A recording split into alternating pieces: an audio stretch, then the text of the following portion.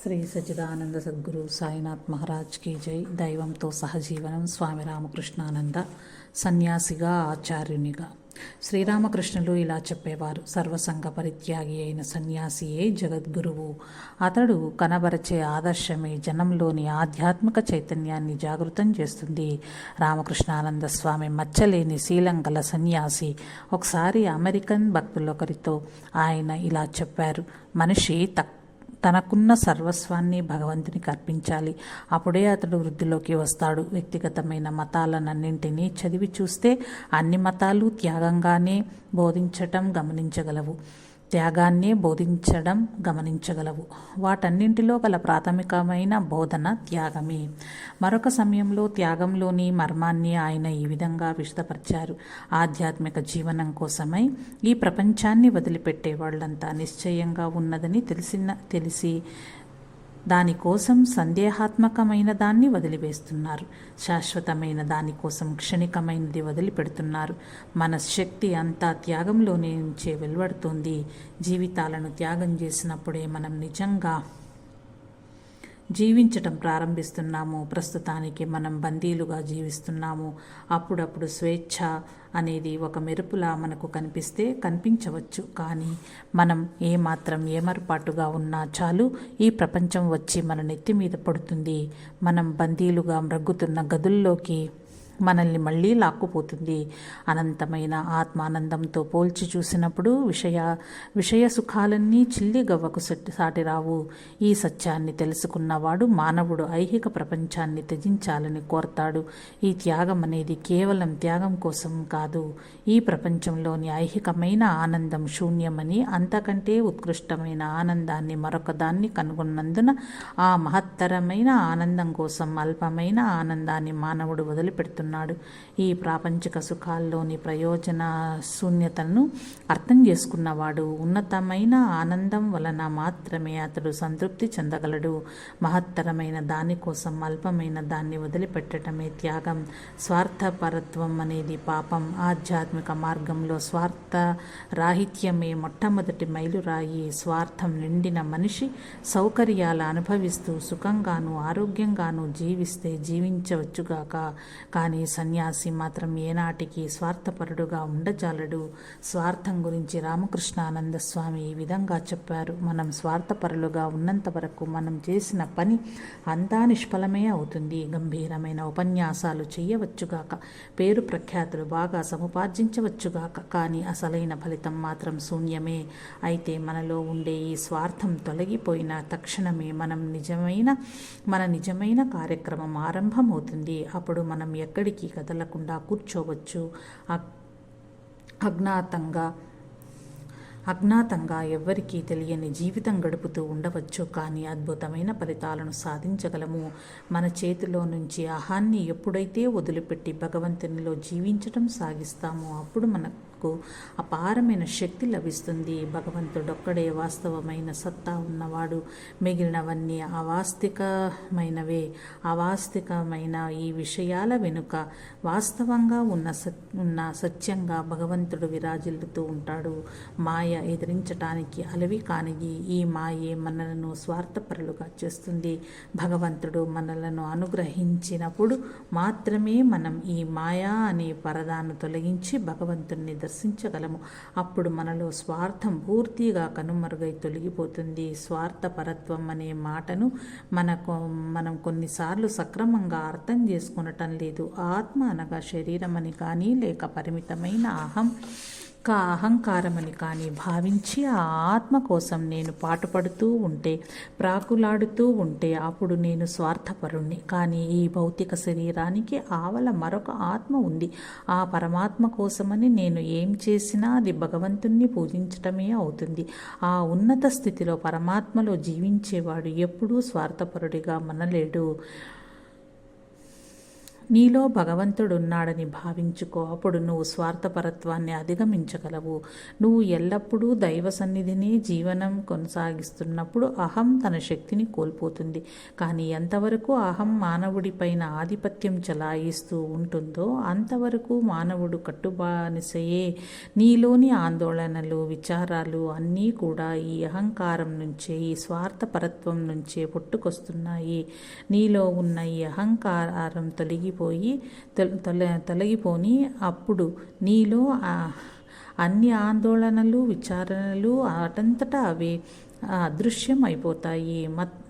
మతం అంటే రామకృష్ణానంద స్వామికి గల భావనను సోదరి దేవమాత తన రచనల్లో ఈ విధంగా వెల్లడించారు. పూజా విధానానికి సంబంధించినంత వరకు స్వామి పూర్వాచార పరాయణుడు, ఛాందస్సుడు కావచ్చు. మతపరమైన విశ్వాసాలకు సంబంధించినంత వరకు మాత్రం ఆయన ఉదార హృదయుడు. సహనం, విశ్వజనీయమైన దృక్పథం, ఏ విధమైన పక్షపాతం లేకపోవటం ఇవి ఆయన ఆలోచన నిర్మాణానికి పునాది మూల స్తంభాలు. పదార్థానికి వ్యతిరేకంగా ఆత్మ జరిపే పోరాటమే మతం అని ఆయన మతాన్ని నిర్వచించారు. ఈ పోరాటంలో సహాయపడేది ఏదైనా ఆయన సాదరంగా ఆహ్వానించేవారు. ఒక మతాన్ని దుయ్యబడుతూ ఒక వ్యక్తి ఆయన చెంతకు వచ్చినప్పుడు ఆయన అతడితో ఇలా చెప్పటం నేను విన్నాను: ఏ మత విధానాన్ని అయినా సరే నువ్వు ఎప్పుడూ తప్పు పట్టకు. బాహ్యమైన ఆచార సాంప్రదాయాలలో మాత్రమే ఈ విభేదాలు కనిపిస్తాయి. బాహ్యంగా కనిపించేదంతా పైన ఉండే పెంకు వంటిది. ఆ పెంకు కఠినంగాను గరుకుగాను ఉండవచ్చు. అది మనకంతగా నచ్చకపోవచ్చు కూడా. అయితే ఆ పెంకు తన లోపల ఒక విలువైన గుజ్జును దాచుకుని ఉంది. ఏ మతానికైనా ఈ గుజ్జు భగవంతుడే. ఏ మతానికి సంబంధించిన వారైనా సరే ఒకే భగవంతుణ్ణి ఆరాధించాలి. మతంలో ఉండే అతి ముఖ్యమైన ప్రాథమిక అంశాలు ఎక్కడ చూచినా ఒక్కటే. విభేదాలు కనిపిస్తాయి. రకరకాలైన మతపరమైన నమ్మకాలు, సిద్ధాంతాలు అన్నీ సత్యం యొక్క పాక్షిక ప్రతిబింబాలే. అయితే వాటిలో కూడా ఎంతో కొత్తగా సత్యం యొక్క కాంతి ప్రతిఫలిస్తూనే ఉండటం వల్ల మనం వాటిని, ఆ అంశాలని మొత్తం సత్యంగా భ్రమపడుతున్నాము. భగవంతునికి సముచితమైన స్థానం ఇవ్వటమే మతం అని నిర్వచించవచ్చు. ఈ విశ్వానికంతటికీ భగవంతుడే యజమాని. నాకు కూడా ఆ భగవంతుడే యజమాని. ఈ సత్యాన్ని గుర్తెరిగి సర్వస్వం భగవదర్పణం గావించటమే మతం. అంతా నీకోసం అట్టే పెట్టుకోవటం మతరాహిత్యం. సర్వస్వం దైవానికే సమర్పించి నేను నాది అనే భావాన్ని తొలగించుకో. ప్రతి మతంలోనూ ఉండే ముఖ్యమైన అంశం ఇదే. ఆధ్యాత్మికంగా ఉన్నతమైన శిఖరాలు అధిరోహించిన మహాత్ముడు మాత్రమే తన చుట్టూ ఆధ్యాత్మిక వాతావరణాన్ని నెలకొల్పగలడు. ఆ వాతావరణంలో ఉన్న ఎవరికైనా శాంతి, సంతోషం, సమన్వయం అనుభవంలోకి వస్తాయి. దీనికి విరుద్ధంగా ప్రాపంచిక పరాయణులైన జనం తాము ఎక్కడకు వెళ్ళినా తమతో పాటుగా ఆ ప్రాపంచిక వాతావరణాన్ని మోసుకుపోతారు. అలాంటి వాళ్ళు ఎక్కడకు పోతే అక్కడ ఎప్పుడూ రాజకీయాలను, తిండి, సుఖ సంతోషాలను గురించే ఎంతో ఉత్సాహంగా ముచ్చటించుకుంటూ ఉంటారు. అలాంటి లౌకికుల ఉనికిని రామకృష్ణానంద స్వామి ఎంతమాత్రం సహించలేకపోయేవారు. ఆశ్రమం లోపల ఎవరైనా ఒక లౌకికమైన పుస్తకాన్ని కానీ, వార్తాపత్రికను కానీ చదువుతూ ఆయన కంటపడితే ఆయన ఆ వ్యక్తిని మందలిస్తూ, ఈ పనిని నువ్వు బయట ఎక్కడైనా చెయ్యవచ్చు, ఇక్కడ మాత్రం నువ్వు భగవంతుని గురించి ఆలోచించటానికే ప్రయత్నం చెయ్యాలి అని అనేవారు. ఆయన మనస్సంతా ఎల్లప్పుడూ భగవంతుని గురించిన ఆలోచనతోనే నిండి ఉండేది. ఒక రోజున ఆయన సోదరి దేవమాతకు ఇలా చెప్పారు: భగవత్ సాక్షాత్కారం ఒక్కసారి పొందిన వ్యక్తి తన జీవితమంతా ఆయన్ను సాక్షాత్కరింప చేసుకుంటూనే ఉండాలి. తెలిసినా తెలియకపోయినా ప్రతి వ్యక్తి యొక్క గమ్యము భగవత్ సాక్షాత్కారమే. భగవంతుని పట్ల నిజమైన ప్రేమ లేనివాడెవడూ మతాన్ని ఆచరించినట్లు చెప్పదగదు. మతం అనేది భగవంతుని వైపు ఆకర్షణతో మొదలవుతుంది. భగవంతుని చేరే వరకు ఏ ఆత్మకు నిజమైన తృప్తి చేకూరదు. దైవాన్ని సాక్షాత్కారింప చేసుకోవటంతోనే మానవుని బంధాలన్నీ పటాపంచలైపోతాయి. భగవత్ సాక్షాత్కారాన్ని ఒక్కసారిగా హఠాత్తుగా ఇష్టం వచ్చిన రీతిన మనం సాధించలేము. భగవత్ సాక్షాత్కారం పొందటానికి ఒక సక్రమమైన పద్ధతి ఉంది. ముందుగా నువ్వు భగవంతుని గురించి వినాలి, శ్రవణం. ఆ వినిన దానిని అర్థం చేసుకోవాలి, మననం. అక్కడి నుంచి సాక్షాత్కారం కోసం ప్రయత్నం చేయాలి.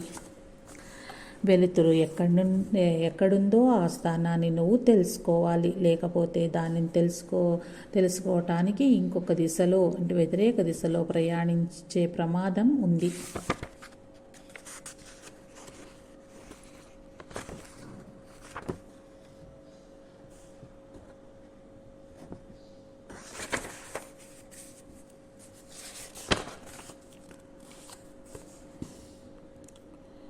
అటు తర్వాత ఇదంతా ఏ విధంగా సాధించాలో ఒక సద్గురువు ముఖత వినాలి. పిమ్మట అదేమిటో నువ్వు స్పష్టంగా అర్థం చేసుకోవాలి.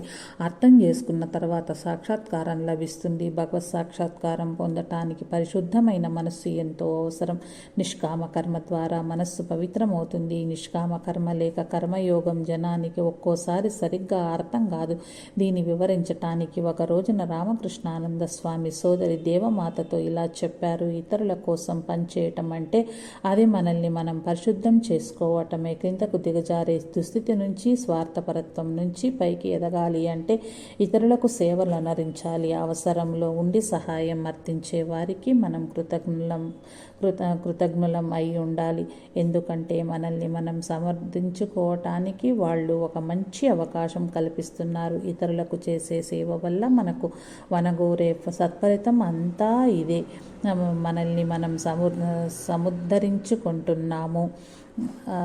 వేదాంత శాస్త్రం ప్రకారం అండాండం పిండాండం వేర్వేరు కావు. స్థూల ప్రపంచం, సూక్ష్మ ప్రపంచం ఈ రెండూ ఒకే పదార్థం నుంచి ఉత్పన్నమైనాయి. ఈ తత్వాన్ని రామకృష్ణానంద స్వామి తనలో మూర్తీభవించి చేసుకున్నారు. మతం, వేదాంతాలతో పాటుగా భౌతిక విజ్ఞానం, గణిత శాస్త్రాలలో కూడా ఆయనకు విస్తృతమైన పాండిత్యం ఉంది. ఒకసారి ఆయన ఇలా వ్యాఖ్యానించారు: వాస్తవానికి కాలం, దేశం, కార్య కారణ సంబంధం ఇవన్నీ వేరువేరుగా ఉన్న బాహ్యతత్వాలు కానీ కావు. అవన్నీ నా లోపలే ఉన్నాయి. అంటే నా మనస్సులోనే అవన్నీ ఉన్నాయి. యావత్ విశ్వము నాలోనే ఉంది.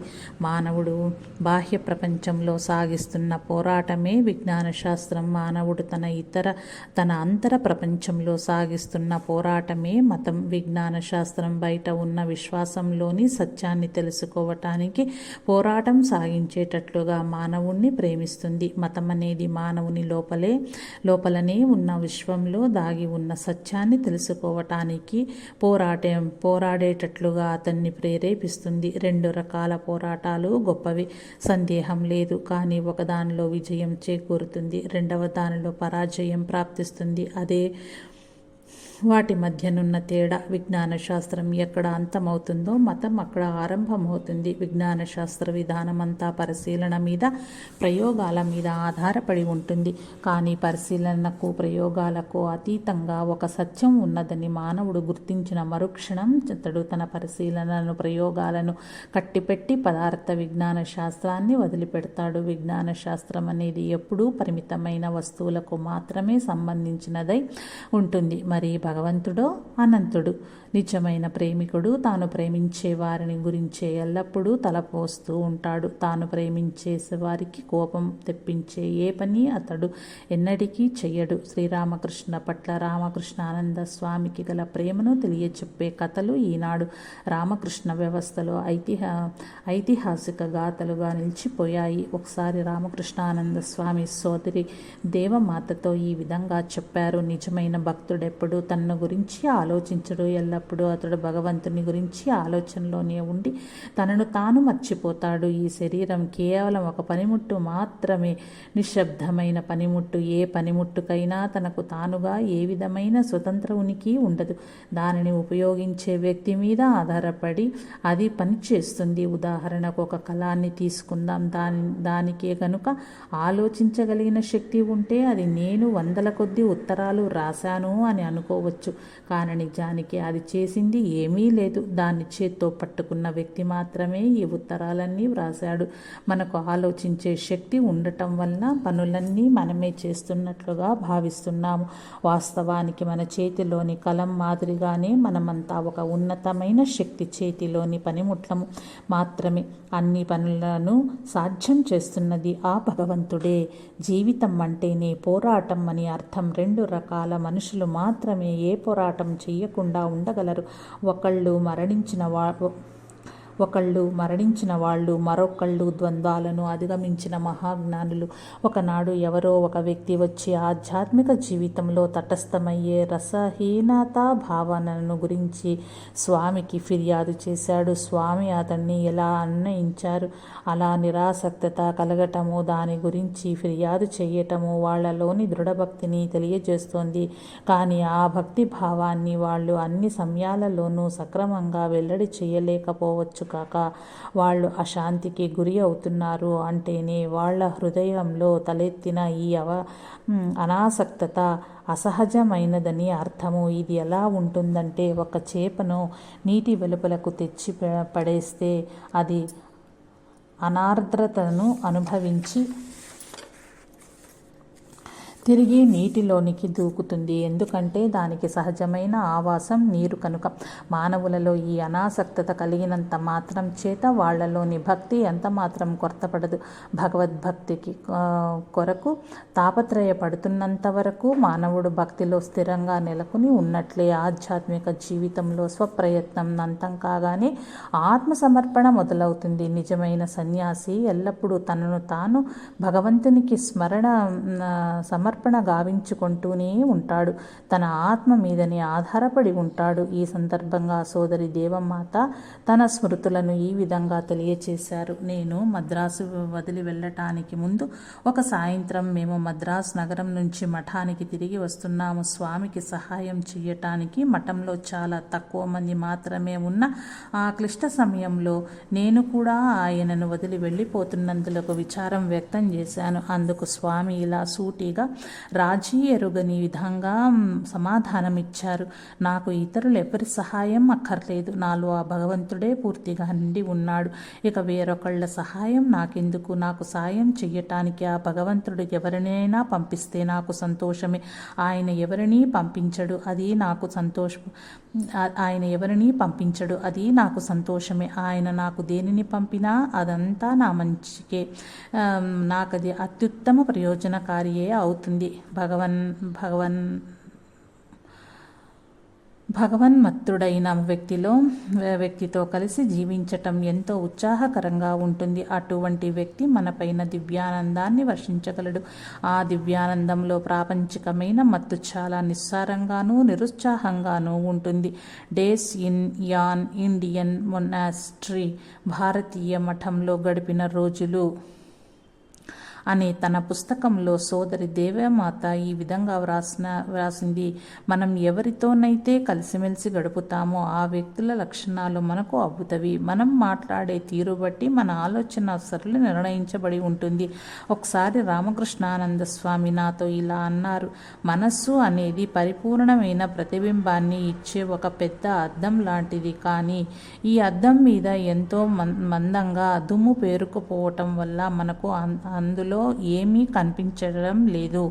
ఎంత బాగా ఆ దుమ్మును తొలగింపగలిగితే అంత చక్కగా అందులో నీ ప్రతిబింబాన్ని చూడగలుగుతావు. అద్దం మీద ఉన్న చిట్ట చివరి దుమ్ము కణాన్ని కూడా నువ్వు తొలగించగలిగితే మరింత పరిపూర్ణంగా ఆ అద్దంలో నిన్ను నీవు చూడగలవు. నీ ఆత్మస్వరూపాన్ని తిలకించగలవు. ఆత్మ విషయంలో ప్రతిబింబాన్ని మరుగుపరిచే ఆ దుమ్ము ఏమిటి? స్వార్థపరమైన కోరికలే ఆ దుమ్ము. నీలో స్వార్థపరమైన కోరిక ఏదీ లేకుండా చేసుకో. పవిత్రత అంటే అదే. పవిత్రత అంటేనే ఏకత్వం. కోరిక అనేది చాలా ప్రమాదకరమైనది. కొన్నిసార్లు మనలోని స్వార్థపరమైన కోరికలన్నింటినీ నిర్మూలింపజేశామని అనుకుంటాము. కానీ మనస్సులో ఏదో ఒక మూల కొంత అవశేషము మిగిలి ఉంటుంది.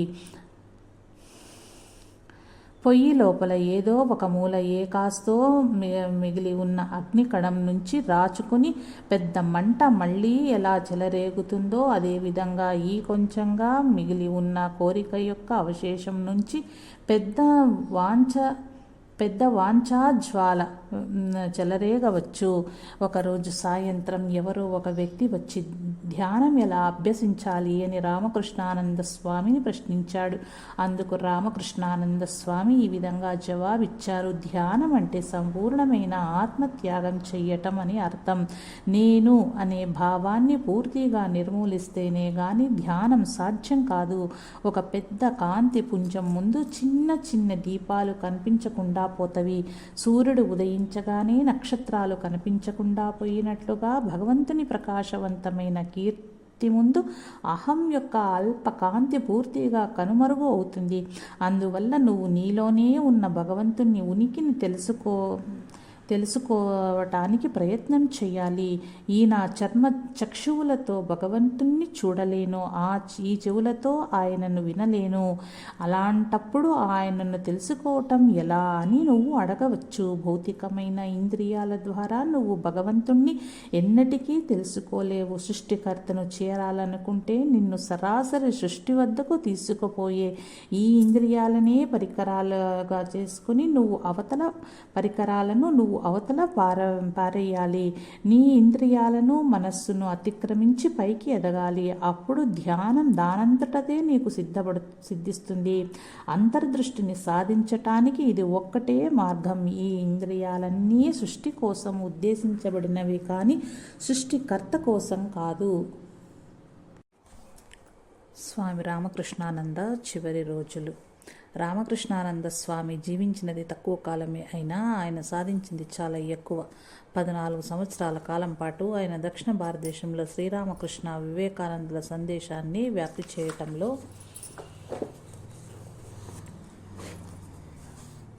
నిర్విరామంగా ఎంతో శ్రమించారు. ఈ కార్యనిర్వహణలో ఆయన తన జీవితాన్ని, శక్తిని కర్పూరంలాగా త్వరగా కరిగించారు. దివ్యజనని శారదాదేవి కలకత్తా వెళ్ళిన తర్వాత 1911 సంవత్సరం ఏప్రిల్ నెలలో రామకృష్ణానంద స్వామి మధుమేహం, క్షయవ్యాధులతో తీవ్రంగా జబ్బుపడ్డారు. ఈ విధంగా తన శరీరం శిథిలం కావటానికి కారణం మద్రాసు జీవితం చాలా కఠినంగా ఉండటమేనని స్వామియే వెల్లడించారు. శక్తికి మించి అతిగా పనిచేయడం, సక్రమమైన ఆహారం లభించకపోవటం, ఈ రెండు ఒకదానికోటి తోడు కావటంతో ఆయన విపరీతంగా శ్రమించి తన చావును తానే కోరి తెచ్చుకున్నట్లయింది. మద్రాసు కేంద్రం విజయవంతం కావటంలో తన ఘనత ఏమీ లేదని ఆయన సవినయంగా చెప్పేవారు. ఈ విషయంలో ఆయన ఎప్పుడు ఇలా చెప్పేవారు: అందులో నా గొప్పతనం ఏమీ లేదు. దక్షిణ దేశంలో నేను చేసిన కృషి సఫలం కావటానికి గురుదేవుల అనుగ్రహం, స్వామీజీ మార్గనిర్దేశకత్వం, ఈ రెండే ముఖ్య కారణాలు. భక్తుల కోరిక మేరకు వాతావరణంలో మార్పు కోసం, విశ్రాంతి కోసం రామకృష్ణానంద స్వామి బెంగళూరు ఆశ్రమానికి మారారు. బెంగళూరులోని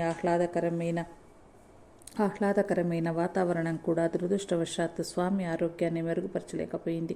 స్థానిక వైద్యులు ఆయన వ్యాధిని త్వరితగతిని వృద్ధి చెందుతున్న క్షయవ్యాధిగా నిర్ధారించారు. మరింత మెరుగైన చికిత్స కోసం కలకత్తాకు వెళ్ళవలసిందిగా బ్రహ్మానంద స్వామి, శారదానంద స్వామి ఆయన్ను కోరారు. రామకృష్ణానంద స్వామి 1911 సంవత్సరం జూన్ నెలలో బెంగళూరులో నుంచి బయలుదేరి మద్రాసు మీదుగా కలకత్తాకు ప్రయాణమై వెళ్లారు. ఆ సమయంలో బ్రహ్మానంద స్వామి పూరి క్షేత్రంలో ఉన్నారు. రామకృష్ణానంద స్వామి కలకత్తాకు ప్రయాణిస్తున్న సంగతిని తంతి ద్వారా తెలుసుకున్న బ్రహ్మానంద స్వామి జబ్బుతో బాధపడుతున్న సోదర శిష్యుని చూడటానికి కుర్దార్ రోడ్డు వద్దనున్న రైల్వే జంక్షన్కు చేరుకున్నారు. రైలు బండి స్టేషన్లోకి రాగానే బ్రహ్మానంద స్వామి గబగబా రామకృష్ణానంద స్వామి ఉన్న పెట్టెలోకి ప్రవేశించి శుష్కించిపోయిన ఆయన శరీరాన్ని చూసి నిర్ఘాంతపోయారు.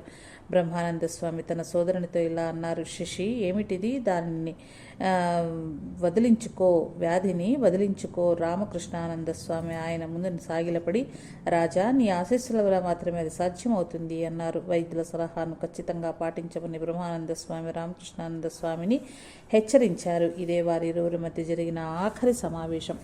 రామకృష్ణానంద స్వామి 1911 సంవత్సరం జూన్ నెల 10వ తేదీన కలకత్తా చేరుకున్నారు. ఆయనకు ఉద్బోధన్ పత్రికా కార్యక్రమంలో బస ఏర్పాటు చేశారు. ఆయన్ను ఒక ప్రఖ్యాత వైద్యుని పర్యవేక్షణలో ఉంచి చికిత్స చేయించారు. సాధ్యమైనంత అత్యుత్తమ వైద్య చికిత్స, శ్రద్ధతో కూడిన సంరక్షణ లభిస్తోంది. అయినప్పటికీ స్వామి పరిస్థితి క్రమక్రమంగా క్షీణించసాగింది. అయితే ఆయన మనస్సు మాత్రం సదా తన గురుదేవుల మీదనే లగ్నమై ఉండేది. శ్రీరామకృష్ణులకు ఇదివరలో చికిత్స చేసిన కవిరాజ దుర్గా ప్రసాద్ సేన్ ఒక రోజున వచ్చి రామకృష్ణానంద స్వామిని ఇలా ప్రశ్నించాడు, మీ కలలో మీరు శ్మశానాన్ని కానీ తులసి వనాన్ని కానీ చూస్తున్నారా? తీవ్రమైన వ్యాధిగ్రస్తులకు ఈ రకమైన దృశ్యాలు కలలో కనిపిస్తే వారి ఇంకా మరణం ఆసన్నమైనట్లే. అందుకు జవాబుగా రామకృష్ణానంద స్వామి, లేదు, అవి నాకు కనిపించటం లేదు. కానీ తరచుగా నేను గురుదేవులను, శారదామాతను, స్వామీజీని, దక్షిణేశ్వరాన్ని ఇలాంటి వాటిని మాత్రమే నా కల్లో చూస్తున్నాను అని అన్నారు. రామకృష్ణానంద స్వామి శరీరతత్వంలో పిత్తాధిక్యత ఎక్కువగా ఉండటం వల్ల ఆయన చర్మం చాలా పొడిగా ఉండేది.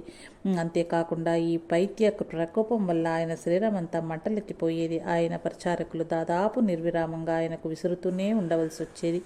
మంచం మీద అశాంతితో ఆయన అటు ఇటు పొరలాడుతూ జయ గురుదేవ, జయ గురు అంటూ ప్రార్థించేవారు. ఆహారం మీద కోరిక ఆయనలో దాదాపు పూర్తిగా నశించింది. ఆయన చాలా తక్కువ ఆహారం తీసుకునేవారు. ప్రొద్దుట పాలల్లో ముంచిన క్రీమ్ బిస్కెట్లను చాలా కొద్దిగా తినేవారు. మధ్యాహ్న పూట పాలతో పాటు కొన్ని ముద్దల అన్నం మాత్రం తినేవారు. రామకృష్ణానంద స్వామి భోజనం చేసే సమయానికి అక్కడికి తరచూ శారదానంద స్వామి వచ్చి స్వామి ప్రక్కనే కూర్చుని మరి కొంచెం ఆహారం తీసుకోవాల్సిందిగా బుజ్జగించేవారు. ఒక రోజున శారదానంద స్వామితో రామకృష్ణానంద స్వామి ఈ విధంగా అన్నారు, సోదరా శరత్, నా తిండి క్రమక్రమంగా తగ్గిపోతోంది. ఆ జగన్మాత నన్ను ఏం తినటానికి అనుమతించటం లేదు. అందుచేత నేను అన్నం తినేటప్పుడు ఇక్కడకు వచ్చి నువ్వు అనవసరంగా శ్రమ పడవద్దు. ఈ సమయంలో ప్రేమానంద స్వామి రామకృష్ణానంద స్వామిని చూడటానికి తరచూ వస్తూ ఉండేవారు. ఒక ఉదయం ప్రేమానంద స్వామి వచ్చి రామకృష్ణానంద స్వామికి చేయవలసిన పరిచర్యలను గురించి అక్కడి పరిచారకులకు కొన్ని సూచనలు ఇచ్చారు. ఇది రామకృష్ణానంద స్వామికి నచ్చలేదు. ఈ విషయంలో ప్రేమానంద స్వామిని తప్పుపట్టి ఆయనను దుయ్యబట్టారు. అయితే ప్రేమానంద స్వామి వెళ్ళిపోయిన తర్వాత రామకృష్ణానంద స్వామి తింటున్నది ఆపివేసి పెద్దగా ఏడవటం మొదలుపెట్టారు. తర్వాత రామకృష్ణానంద స్వామి కోరిక మేరకు పరిచారకుడు బలారాం బోస్ ఇంటికెళ్ళి ప్రేమానంద స్వామిని పిలుచుకు వచ్చాడు. రామకృష్ణానంద స్వామి తన తలను ప్రేమానంద స్వామి పాదాలపై ఉంచుతూ ఒక చిన్న పిల్లవాని మాదిరిగా ఏడవటం ప్రారంభించారు. అది చూచి ప్రేమానంద స్వామి, సోదరా, ఏమైంది అని ప్రశ్నించారు. అందుకు రామకృష్ణానంద స్వామి విధంగా జవాబిచ్చారు, సోదరా, నేను ఈనాడు గురుదేవులలో నమ్మకం కోల్పోయాను. నన్ను ముఖం వాచేటట్లు కొట్టు. అది విని ప్రేమానంద స్వామి, మా శశి గురుదేవులలో విశ్వాసాన్ని కోల్పోయాడంటే నేను దాన్ని నమ్మటం అసంభవం, అది ఊహకైనా అందని విషయం అన్నారు. అప్పుడు రామకృష్ణానంద స్వామిని గొప్పతనాన్ని నువ్వు ఎవరనే విషయాన్ని గురుదేవులు నాకు చూపించి ఉన్నారు. అయినా అది మర్చిపోయి ఈనాడు నేను నీ పట్ల కఠినంగా ప్రవర్తించాను అంటే అది నేను గురుదేవుల పట్ల నమ్మకం కోల్పోయినట్లు రుజువు చేస్తోంది అంటూ ప్రేమానంద స్వామికి తెలియచేశాడు. ప్రేమానంద స్వామి ఇవేమి పట్టించుకోకుండా రామకృష్ణానంద స్వామిని భోజనం చేయమని చెబుతూ స్వయంగా తన చేతులతో ఆయనకు అన్నం తినిపించి స్వాంతపరిచారు. ఒకరోజు రామకృష్ణానంద స్వామి తమ్ముడు ఆయనను చూడటానికి వచ్చాడు. అప్పుడు స్వామి అతడితో తనకు 3 సంవత్సరాల వయసులో తన తల్లి కాళికాదేవికి మొక్కుకున్నారని గుర్తు చేసి ఆ మొక్కును తీర్చమని తల్లికి చెప్పవలసిందిగా కోరారు. ఇంటికి వెళ్ళిన తర్వాత స్వామి సోదరుడు ఈ మొక్కు సంగతి వాస్తవమేనని తల్లి ద్వారా తెలుసుకుని తక్షణమే స్వామి కోరిక మేరకు మొక్కు చెల్లించాడు. మరొక రోజున స్వామి తల్లి భవసుందరి ఆయనను చూడటానికి వచ్చింది. ఆయన తన తలను తల్లి వైపుకు వంచి, అమ్మా, నీ 6 చేతులు నా తల మీద పెట్టి నన్ను ఆశీర్వదించు అని అడిగారు. ఆమె తన కుమారుణ్ణి అదే ప్రకారం ఆశీర్వదించింది. రాను రాను రామకృష్ణానంద స్వామి పరిస్థితి మరింత దారుణంగా దిగజారిపోయింది. నెత్తురు కక్కడం మొదలుపెట్టారు. రాత్రులు నిద్ర ఉండేది కాదు. శరీరం అంతా శుష్కించిపోయి ఎముకలు మాత్రమే మిగిలి అస్థిపంజరంలా తయారయ్యారు. శారీరక బాధలను భరించలేక ఒక రోజున ఆయన తన పరిచారకుని పిలిచి గోడకు వేలాడుతున్న శ్రీరామకృష్ణ చిత్రపటాన్ని తెచ్చి ఇమ్మని అడిగారు. ఆ చిత్రపటాన్ని చేత్తో పుచ్చుకొని విలపిస్తూ, గురుదేవా, ఎందుకయ్యా నన్ను ఇన్ని కష్టాలు పెడుతున్నారు? నాకు తెలిసి నేను ఈ శరీరంతో ఏ పాపము చేయలేదు. అలాంటప్పుడు ఈ వేదన నాకెందుకు దాపరించింది అని మొరపెట్టుకున్నారు. వెంటనే గురుదేవులను తాను ఈ విధంగా తప్పు పట్టినందుకు ఎంతో నొచ్చుకుంటూ తనను క్షమించమని గురుదేవులను ఆయన్ని ఇలా వేడుకున్నారు. గురుదేవా, నేను అపరాధం చేశాను, దయచేసి నన్ను క్షమించు. తర్వాత ఆయన తన పరిచారకుణ్ణి పిలిచి గురుదేవుల చిత్రపటాన్ని యథాస్థానంలో గోడకు తగిలించమని చెప్పారు. ఇంతటి అనారోగ్యంలో కూడా ఒక్కోసారి ఆయన తన శరీర బాధను మర్చిపోయి గురుదేవులను గురించి ఎంతో ఉద్విగ్నంగా చాలాసేపు మాట్లాడుతూ ఉండేవారు. అంత ఎక్కువగా మాట్లాడవద్దని పరిచారకుడు ఆయన్ను హెచ్చరించినప్పుడు స్వామి ఇలా బదులు చెప్పేవారు. గురుదేవులను గురించి మాట్లాడుతూ ఉన్నంతసేపు నేను నా శరీర ధ్యాస మర్చిపోతాను. మరణవేదన సైతం మదిలోకి రాకుండా పోతుంది. చివరి రోజుల్లో యేసుక్రీస్తుని గురించి మాట్లాడేటప్పుడు ఆయన ఎంతో ఉత్తేజితులయ్యేవారు. శ్రీరామకృష్ణుడు తనను పూర్వజన్మలో యేసుక్రీస్తు అన్యాయుడిగా ఏ విధంగా భావించేవారో ఆయన ఉత్సాహంగా వివరించేవారు. తన గురుదేవులు వారి సమాధిస్థితిలో ఏ విధంగా యేసుక్రీస్తు సాక్షాత్కారాన్ని పొందింది, యేసుక్రీస్తు శరీరం ఏ విధంగా శ్రీరామకృష్ణ శరీరంలో వచ్చి లీనమైంది ఆయన గుర్తుకు తెచ్చుకొని చెప్పేవారు. సంధిలోకి పోయిన స్థితిలో కూడా రామకృష్ణానంద స్వామి దుర్గా దుర్గా, శివ శివ, శ్రీగురు శ్రీగురు అంటూ దైవనామాలని ఉచ్చరిస్తూ ఉండేవారు. ఆయన ఇక 2-3 రోజులు మరణిస్తారనగా ఒకరోజు ఉదయం 9 గంటలకు ఈ అద్భుత సంఘటన జరిగింది. ఆయన కళ్ళు మూసుకుని పడుకుని ఉన్నారు. పరిచారకుడు ఆయన ప్రక్కనే మౌనంగా కూర్చున్నాడు. ఇంతలో ఒక్కసారి హఠాత్తుగా స్వామి లేచి పరిచారకునితో ఇలా చెప్పారు. గురుదేవులు శారదాదేవి స్వామీజీలు వచ్చారు, వారికి ఆసనం సమర్పించు. అది విని ఆ పరిచారకుడు నివ్వెరబోయాడు. నోటమాట రాక నిలిచిపోయాడు. మళ్ళీ స్వామి ఆ పరిచారకునితో ఇలా అన్నారు. నువ్వు చుట్టం లేదా? గురుదేవులు వచ్చారు, తివాచి పరిచి ఉంచు, 3 నీళ్లు అమర్చు. వెంటనే పరిచారకుడు స్వామి ఆజ్ఞలను అమలుపరిచాడు. రామకృష్ణానంద స్వామి 2 చేతులు జోడించి 3 సార్లు శిరస్సు వంచి నమస్కారం చేశారు.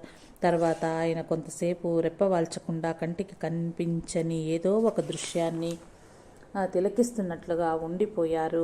కొంత సమయమైన తర్వాత ఆయన పరిచారకునితో ఇలా చెప్పారు. వాళ్ళు వెళ్ళిపోయారు. ఇక ఆ తివాచిని దీండ్లను తీసేయి. అవసాన గడియలు సమీపిస్తున్న తరుణంలో శారదామాతను చూడాలనే కోరికను రామకృష్ణానంద స్వామి వ్యక్తం చేశారు. ఆ సమయంలో దివ్యజనని శారదాదేవి తమ పుట్టిల్లు జయరాం బాటీలో ఉన్నారు. ఆమెను తీసుకురావటానికి ధీరానంద స్వామి జయరాం బాటీకి వెళ్లారు. కానీ శారదాదేవి మాత్రం కలకత్తాకు రావటం కుదరలేదు. బహుశా ఇందుకు 2 కారణాలు ఉండవచ్చు. మొదటిది, రామకృష్ణానంద స్వామి మరణాన్ని చూస్తూ భరించటం ఆమెకు అత్యంత దుర్భరంగా ఉంటుంది. రెండవది, ఆమె నివసించడానికి ఉద్బోధన్ కార్యాలయంలో చోటు లేదు.